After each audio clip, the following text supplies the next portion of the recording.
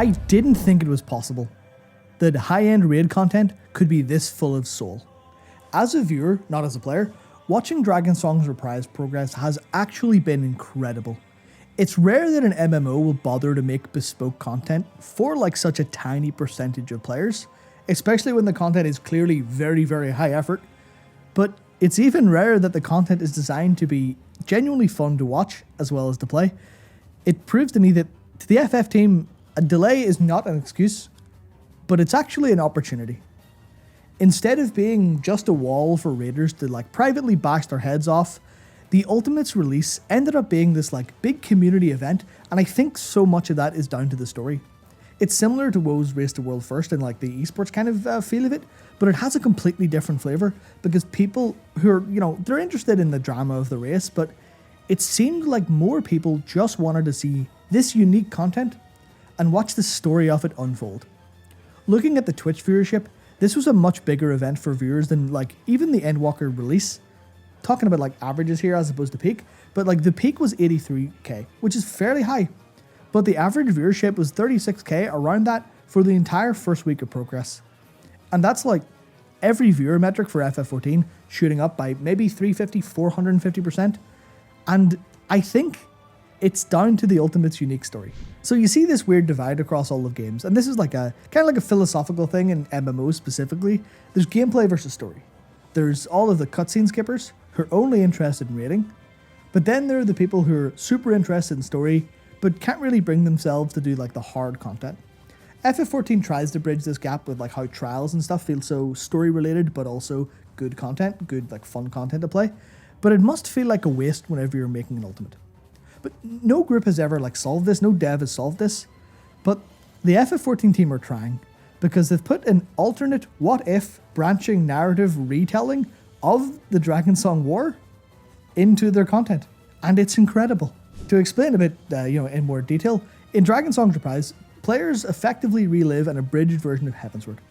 You fight off Thordan's knights, and unfortunately we have to watch Haurchefant tank the spear and die again, but then after that, as we did in the actual story, go to Thordan in Azazla, kill him, then go to fight Nidhogg in the final steps of Faith, then rescue Estinian from the Eyes, which it itself is actually a really cool boss fight in this Ultimate. Hard as hell, but really cool. And that seems a little bit like, okay, there you go, abridged Heavensward, sure, but what's the interesting part? What's the cool part? No one expected it to go the way it did.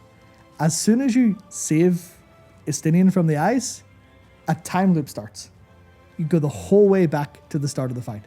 The first moment this was streamed was on Arthur's channel, and that stream now has 630k views. That's how big it was. And Ultimates usually change up the story for a little bit of effect, but this one is the best.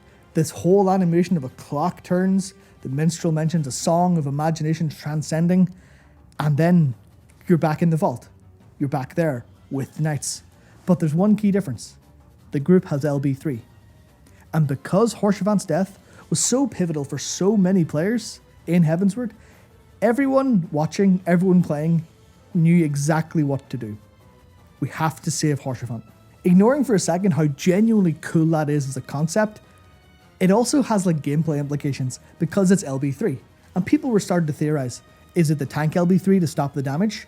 Is it the healer LB3 to heal him back up when he's close to death, or even to revive him? Are you supposed to melee LB3 the boss and then go sort out the spear? Ultimately, it ended up being that the tank LB3 allowed healers to heal him and keep him alive until the boss dies, and then the DPS can go and jump over and kill the spear. But that resulted in this incredible moment where the first time that happened on stream, that you could hear everyone was basically screaming, chat was going completely insane. It was like, save Haurchefant, you've got it, go for it. And it was this incredible thing of this marriage of story and content made it feel so much better for everyone playing and watching.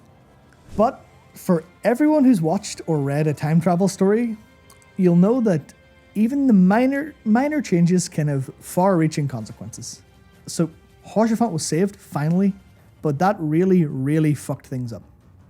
We didn't have the urgency to stop Thordan, so he was able to achieve his goal of absorbing the Warring Triad, because the next phase in the fight is actually fighting him and a bunch of tempered dragons in the remains of Annex Shrine. He's way stronger than before, he's achieved his goal, and that has far-reaching consequences. Then, after progressing through that insanely difficult phase, there's actually another branch of the narrative. Thordan begs for his life. If you kill him, you continue on, but then fail at a later point.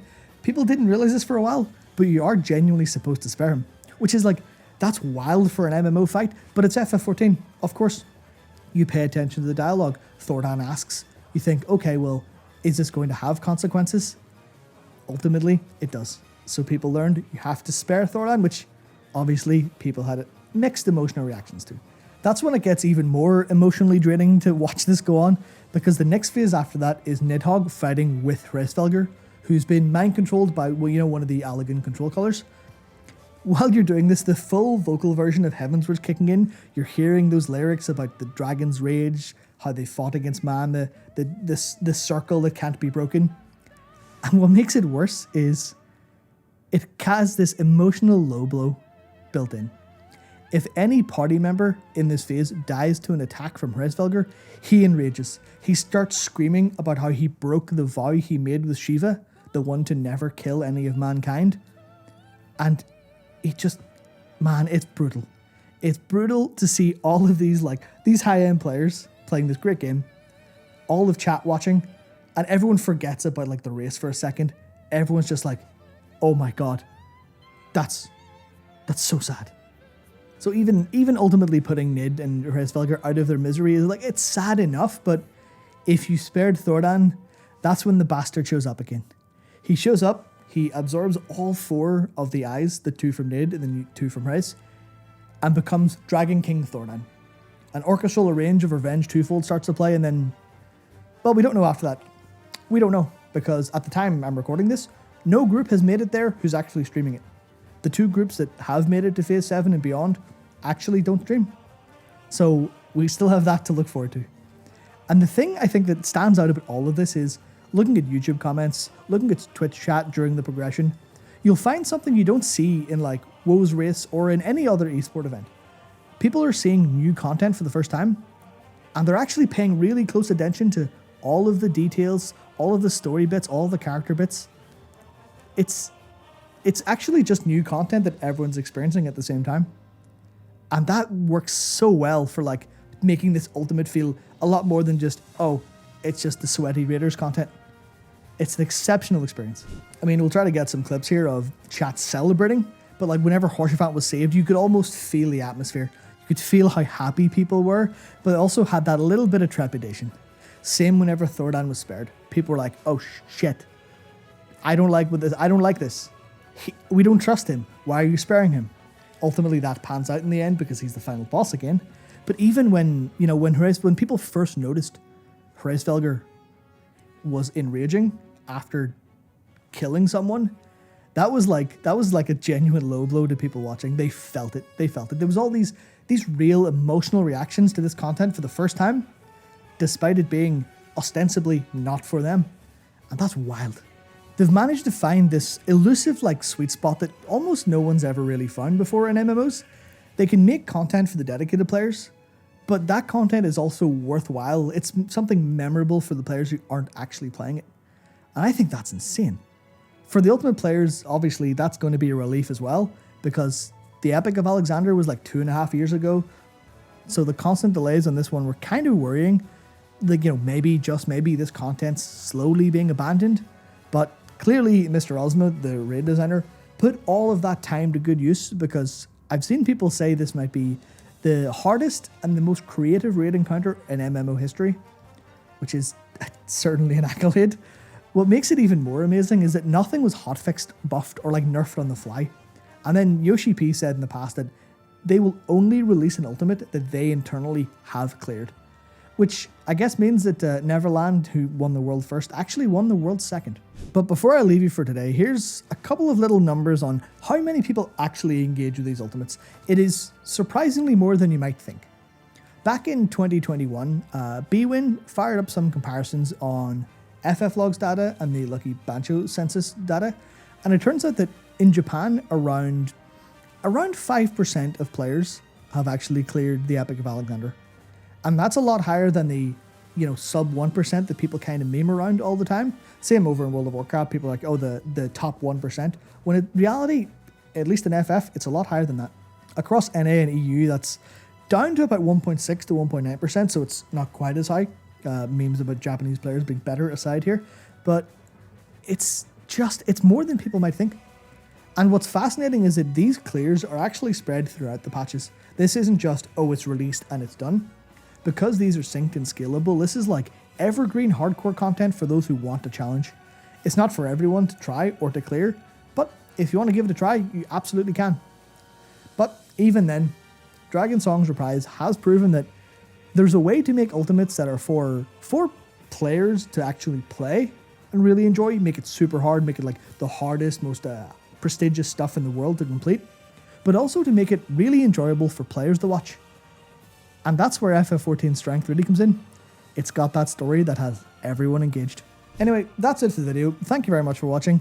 I just thought it was interesting that this content that should be for such a small section of people also has the lore people able to tune in and go, okay, shit, what does this alternate Dragonsong war look like? What does it feel? Was Haurchefant dying better? Was the sale dying better? Is there a way we could have made this substantially better for everyone? And it turns out, not really. But between the ultimate, between Adventure Blitz, PvP, and the upcoming Island Sanctuaries that we still know almost nothing about, it looks like it's a great time to be playing FF14, no matter what kind of player you are. And I just think that's fantastic.